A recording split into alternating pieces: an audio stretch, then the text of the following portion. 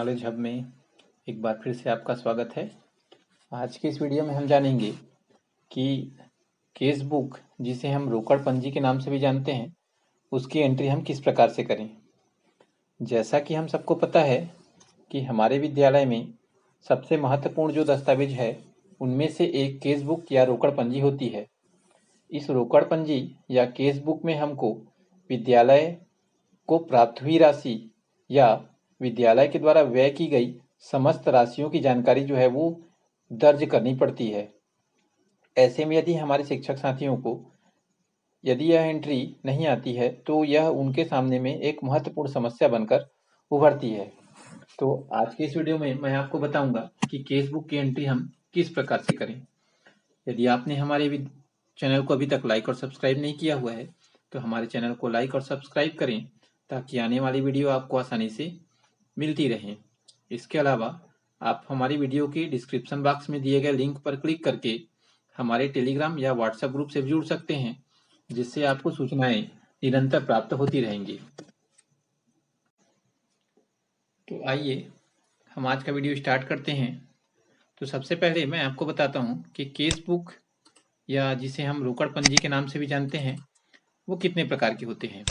तो case book या रोकड़ पंजी जो होते हैं वो दो प्रकार के हो सकते हैं। पहला जो रोकड़ पंजी होता है वो कहलाता है single column cash book. Single column cash book और double column cash book. Cash book जो है वो दो प्रकार के होते हैं। सिंगल कॉलम केस बुक हम किसे कहते हैं?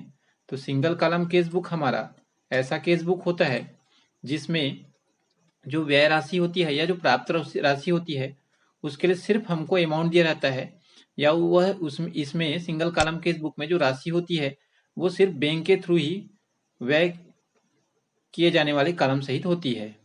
इसमें नगद के आय और व्यय का जानकारी नहीं होती है। जबकि डबल कॉलम केस बुक जो है वो इस प्रकार का केस बुक होता है जिसमें आय के लिए या व्यय के लिए दो ऑप्शन होते हैं या दो कॉलम होते हैं, जिसमें केस में हम अलग आमद शो करते हैं और बैंक में अलग आमद शो करते हैं। इसी प्रकार से केस में अलग व्यय कर सकते हैं और बैंक के थ्रू अलग व्यय कर सकते हैं। तो इस प्रकार से हमने ये जाना कि हमारे जो केस बुक होते हैं वो दो प्रकार के हो सकते हैं, एक डबल कॉलम केस बुक और एक सिंगल कॉलम केस बुक। तो इस प्रकार के केस बुक में हम किस प्रकार से एंट्री करें, इसके लिए मैं आपको बताता हूं कि हमारे जो केस बुक होते हैं उस केस बुक में कुल दो हिस्से होते हैं। तो केस बुक का जब पेज अपन ओपन करते हैं तो केस बुक के पेज का जो बायां हिस्सा होता है ये हम इसको बोलते हैं बायां हिस्सा। ये बायां जो हिस्सा होता है वो हमारा डेबिट होता है। डेबिट कहने का मतलब है इनवर्ड। इनवर्ड कहने का मतलब है कि हमारे विद्यालय में या उस पर्टिकुलर खाते पर जितनी धनराशि प्राप्त होती है या इन होती है कहा जाए, या विद्यालय के अंदर आती है, उसे हम इनवर्ड राशि कहते हैं। और इनवर्ड राशि को हम केस बुक के बाएं तरफ के पन्ने पर एंट्री करते हैं।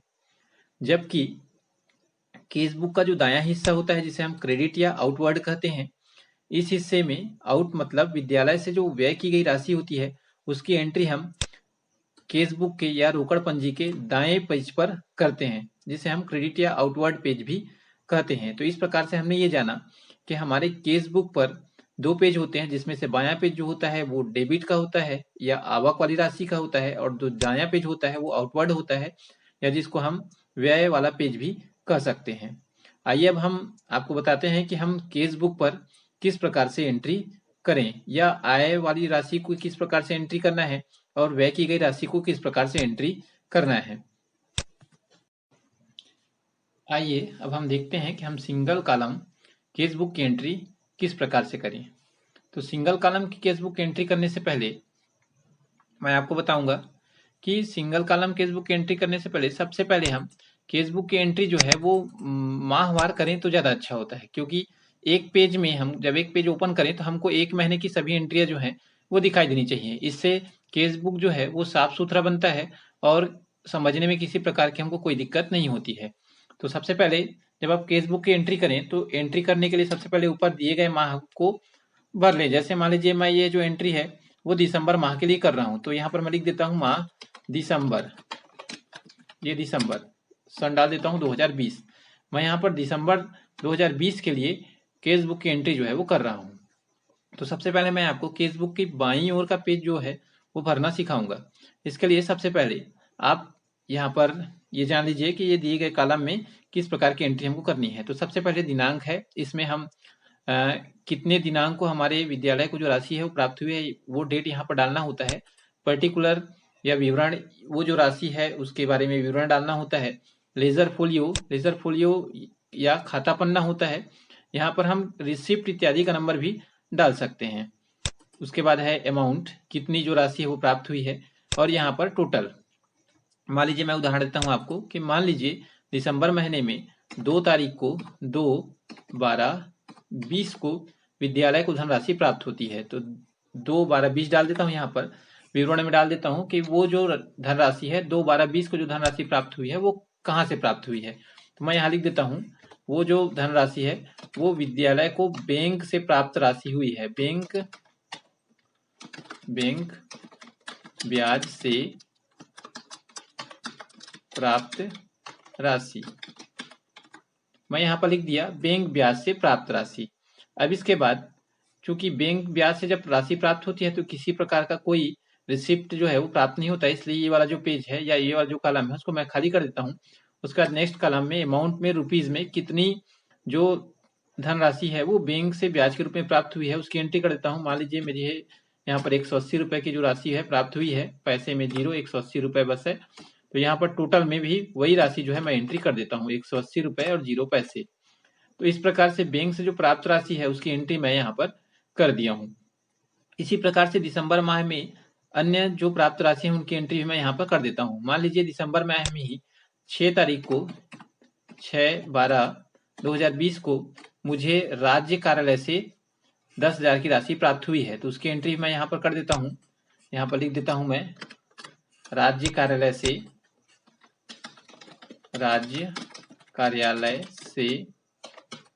प्राप्त राशि। उसके बाद कितनी धनराशि प्राप्त हुई है उसकी एंट्री यहाँ पर कर दीजिए। ये मान लीजिए 5,000, पैसे में 0 हो जाएगा, वापस ये टोटल में 5,000 रुपए हो जाएगा, अब ये 0। अब मान लीजिए इसी प्रकार से मुझे अन्य कार्यालय से मान लीजिए 10 तारीख को 10/12/20 को संकुल से भी क्या होती है राशि जो है वो प्राप्त होती है। यहाँ पर मैं एंट्री कर देता हूँ।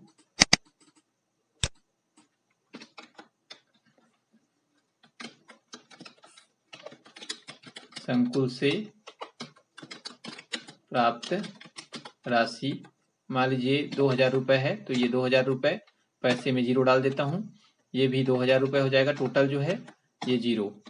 अब इसी प्रकार से अन्य विभिन्न मदों से या विभिन्न संस्थाओं से या व्यक्तियों से प्राप्त राशि की जो एंट्री है वो यहाँ पर हम 1 बाय 1 करते जाते हैं। इसके बाद यहाँ पर जितनी राशियां हैं प्राप्त हुई हैं उनका योग जो है वो नीचे कॉलम में कर सकते हैं। यहाँ पर मैं इन सभी राशियों का जो योग है वो यहाँ पर कर दिया हूँ, ये योग हो गया। अब यहाँ पर हम एंट्री जो है वो दिसंबर माह का कर रहे हैं, तो दिसंबर माह से पहले नवंबर में हमारे विद्यालय के उस खाते में कितनी धनराशि थी उसकी एंट्री हम यहाँ करते हैं, या उसी एंट्री को हम यहाँ पर भी पहले कॉलम पर भी कर सकते हैं कि पिछले माह से की शेष राशि यहाँ पर एंट्री कर सकते हैं, या वो एंट्री यहाँ भी कर सकते हैं। दोनों में से एक ही स्थान पर आप जो एंट्री है वो कर सकते हैं। तो मान लीजिए पिछले महीने में दिसंबर माह से पहले नवंबर में मेरे विद्यालय में जो बचत राशि थी या पिछली राशि थी, जो बचत राशि है वो 2,000 रुपए थी, तो उस एंट्री को मैं यहाँ पर 2,000 कर देता हूँ। इस योग वाले कॉलम में भी वो 2,000 की एंट्री हो जाती है। तो इस प्रकार से कुल आमद में इस दिसंबर माह में मेरे विद्यालय को कुल जो धनराशि है वो 7,180 रुपए प्राप्त हुई है, और जिसमें से दिसंबर माह में पिछला शेष जो राशि था वो 2,000 है। तो इन दोनों का योग करके मैं इस कॉलम में, नीचे कॉलम में योग में भर देता हूँ। कुल जो योग राशि है वो 9,180 रुपए है। तो इस प्रकार से दिसंबर माह में, दिसंबर 2020 में मेरे विद्यालय में कुल जो राशि है वो 9,180 रुपए है। तो इस प्रकार से हम अपने केस बुक का जो बायां पेज है या डेबिट या इनवर्ड वाला जो सेक्शन है उसकी एंट्री जो है वो कर लेते हैं। अब आइए मैं आपको बताता हूं कि केस बुक के दाएं पेज क्रेडिट या आउटवर्ड की एंट्री हम किस प्रकार से करें। आइए अब मैं आपको केस बुक का दाहिना हिस्सा या क्रेडिट या आउटवर्ड की एंट्री करना बताता हूँ। जैसा कि मैं आपको पहले ही बता चुका हूँ कि केस बुक के दाहिने हिस्से पर हम विद्यालय के द्वारा व्यय की गई राशियों की एंट्री करते हैं। विद्यालय द्वारा व्यय की गई राशियों की एंट्री करने के लिए सबसे पहले आप दिनांक वाले कॉलम में जिस राशि को आपने या जिस दिनांक को आपने राशि व्यय की हुई है वो दिनांक डाल दीजिए। जैसा कि मैं आपको बताता हूँ कि जैसे मान लीजिए मैंने, चूंकि मैं ये एंट्री जो है वो दिसंबर माह की कर रहा हूँ, ये दिसंबर माह की एंट्री है, इसलिए यहाँ पर डेट भी दिसंबर माह का ही होना चाहिए, अर्थात दिसंबर में ही व्यय की गई राशियों की एंट्री यहाँ पर करनी है। तो मान लीजिए मैंने 8 तारीख को 8/12/20 को व्यय किया हुआ है और 8/12/20 को मैंने यहाँ पर विवरण में लिखूंगा कि 8/12/20 को मैंने उक्त जो धनराशि है वो किस फर्म को या किस संस्थान को दी है या किस संस्थान के लिए व्यय की है। तो मान लीजिए मैं यहाँ पर लिखता हूँ, मैंने मिश्रा किराना स्टोर से किराना स्टोर बिल्हा को भुगतान किया। मैंने 8/12/2020 को मिश्रा किराना स्टोर बिल्हा को क्या किया हुआ है, भुगतान किया हुआ है। अब जब मैं बिल्हा को भुगतान करता हूं तो उस मिश्रा किराना स्टोर के द्वारा मुझे एक रिसिप्ट प्राप्त होगी। उस रिसिप्ट को मैं अपने पेस्टिंग फाइल पर स्टेपल करूंगा या चिपकाऊंगा। जब मैं उस बिल को अपने पेस्टिंग फाइल पर चिपकाता हूं तो पेस्टिंग फाइल पर चिपकाने के दौरान मैं उस बिल पर एक क्रमांक अंकित करता हूं ताकि वो बिल मुझे आसानी से मिल सके। मान लीजिए मैं उस बिल पर 52 नंबर का अंकित करता हूं या उस बिल का जो नंबर है वो 52 नंबर पे है, तो मैं यहाँ पर लेजर फोलियो या रिसिप्ट नंबर पे 52 एंट्री कर देता हूँ। ये 52 जो नंबर है वो किराना दुकान से ली गई बिल पर पहले से अंकित नंबर से अलग होगा। ये वो नंबर होता है जिसकी सहायता से हम उस बिल को पेस्टिंग फाइल में आसानी से ढूंढ सकते हैं। इसके लिए मैं आपको अलग से बताऊंगा कि जो नंबर है वो किस प्रकार का होता है। जैसा कि आप देख सकते हैं यहाँ पर इस बिल में एक नमूने का बिल है। इस नमूने के बिल में आप देख सकते हैं यहाँ पर इसको पेस्टिंग फाइल में चिपकाने के दौरान इसका नंबर जो है वो 52 आया है, लेकिन इसका बिल जो नंबर है वो 25 है। तो इस यहाँ पर वो रिसिप्ट नंबर एंट्री करेंगे जिस रिसिप्ट नंबर पे या जिस क्रमांक पर आपने उसे पेस्टिंग फाइल में चिपकाया हुआ है। अब उसके बाद मैं यहाँ पर लिख देता हूँ कि मिश्रा किराना दुकान को कितनी धनराशि का भुगतान किया गया। तो मान लीजिए उसे 500 रुपए की धनराशि का भुगतान किया गया, पैसे में 0 हो जाएगा और टोटल में वापस ये 500 रुपए और पैसे में वापस 0 हो जाएगा। तो इस प्रकार से हमने मिश्रा किराना स्टोर बिल्हा को 500 रुपए का भुगतान किया जिसकी एंट्री हमने यहाँ पे की हुई है। इसी प्रकार से मान लीजिए मैं बैंक को भुगतान करता हूँ 15 तारीख को, 15/12/20 को मैंने ये जो धनराशि है वो भुगतान की हुई है बैंक को SMS चार्ज के रूप में। तो यहाँ पे एंट्री कर देता हूं मैं SMS चार्ज। SMS चार्ज में चूंकि बैंक के द्वारा किसी प्रकार का रिसिप्ट नहीं दिया जाता है, इसलिए यहाँ पर मैं किसी प्रकार की कोई एंट्री नहीं करूंगा और एंट्री ना करते हुए जो बैंक द्वारा काटी गई राशि है उसकी एंट्री यहाँ पर कर देता हूँ 17 रुपए। जी पैसे में 0 और यहाँ पर भी 17 रुपए और ये 0। ठीक इस प्रकार से मैं विद्यालय के द्वारा या विद्यालय के खाते से व्यय की गई राशि की एंट्री यहाँ पर करते जाता हूँ। अब मान लीजिए मैं यहाँ पर फिर से एक नई एंट्री करता हूँ। 15 तारीख को 15/12/20 को मैंने भुगतान किया हुआ है संस्था राम स्टेशनरी रायपुर।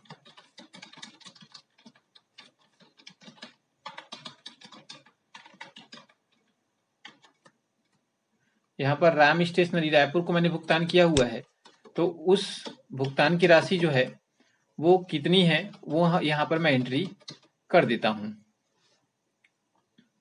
अब चूंकि राम स्टेशनरी के द्वारा भी मुझे बिल दिया जाएगा तो उस बिल को मैंने पेस्टिंग फाइल पे कितने नंबर पे चिपकाया हुआ है उसका जो नंबर है वो मैं एंट्री कर देता हूँ। चूंकि ये 52 है इसलिए जो नेक्स्ट नंबर होगा 53 वो यहाँ पर आ जाएगा। अब यहाँ पर जो राशि है कि कितनी राशि का मैंने उसे भुगतान किया हुआ है तो वो धन राशि भी मैं यहाँ पर एंट्री कर दूंगा। तो मान लीजिए मैंने उसे 533 रुपए का क्या हुआ है, भुगतान किया हुआ है, तो यहाँ पर भी 533 हो जाएगा और इस प्रकार से ये वाला जो हिस्सा है उसकी एंट्री हो जाती है। अब इस प्रकार से मैंने दिसंबर महीने में 3 जो एंट्री है वो की हुई है 8 तारीख, 8 तारीख और 8 तारीख को, जिसमें से एक जो बिल है वो 500 रुपए का है, दूसरा 17 और तीसरा 533 रुपए। इन सभी का योग जो है मैं यहाँ पर कर देता हूँ। तो यहाँ पर मैं इन सभी राशियों का योग कर देता हूँ। ये योग कर दिया तो कुल 1050 रुपए की जो धनराशि है वो इस महीने में दिसंबर माह में क्या हुई है, व्यय हुई है। तो अब मैं आपको बताता हूँ कि हम ये केस बुक की एंट्री जो है वो आगे कैसे बढ़ाएं। तो कुल इस माह में दिसंबर महीने में जैसे आप देख सकते हैं 1050 रुपए की व्यय हुई है। अब ये 1050 रुपए की जो व्यय राशि है वो यहाँ पर हमने एंट्री कर दी है। अब एंट्री करने के बाद हमको पता है कि हमारे दिसंबर माह में अंतिम जो पैसा है या बैंक में जो राशि है वो कितनी है, तो 9180 रुपए है। तो इस 9180 रुपए में से इस 1050 रुपए को हम क्या कर देंगे, माइनस कर देंगे। आप ध्यान दीजिए यहाँ पर कि ये 1000 जो 80 रुपए है, ये 1080 रुपए में से ये जो व्यय राशि है वो घटा देते हैं। तो ये 9180 रुपए में से 1050 घटाने पर 8130 रुपए हमारे पास अंतिम जो बचत राशि है वो प्राप्त होती है। अब इन दोनों कॉलमों को जोड़ने पर जो धनराशि प्राप्त होती है उसे हम यहाँ पर वापस लिख देते हैं योग वाले कॉलम में। तो कुल व्यय कितना हुआ, तो 1050 रुपए। अंतिम बचत कितना है, तो 8130 रुपए है। और दोनों का योग जो है वो कितना है, 9180 रुपए। यहाँ पर ये नीचे का जो कॉलम है 9180, मतलब व्यय वाले कॉलम का जो योग होता है और आय वाले जो कॉलम का योग होता है वो दोनों का जो योग है वो बराबर आना चाहिए, 9180। और यहाँ पर भी आप देख सकते हैं 9180। तो इस प्रकार की एंट्री को हम सही एंट्री मान सकते हैं। अब ये जो 8130 जो अंतिम बचत राशि है वो अगले पेज के पिछली शेष वाली जो राशि है उस पे जाके एंट्री हो जाती है। तो इस प्रकार से मैंने आपको बताया कि हम केस बुक के सिंगल कॉलम वाले केस बुक की एंट्री जो है वो किस प्रकार से कर सकते हैं। यदि आपको वीडियो अच्छी लगी हो तो चैनल को लाइक और सब्सक्राइब करें और अपने दोस्तों को भी शेयर करें ताकि उन्हें भी केस बुक बनाने में आसानी हो सके। इसके बाद नेक्स्ट वीडियो में आपको डबल कॉलम केस बुक की एंट्री करना बताऊंगा और इसके साथ ही साथ केस बुक के एंट्री करते समय किन किन सावधानियों को ध्यान में रखना चाहिए या कौन कौन सी सावधानी जो है बरतनी चाहिए, इसके बारे में मैं आपको बताऊंगा। धन्यवाद।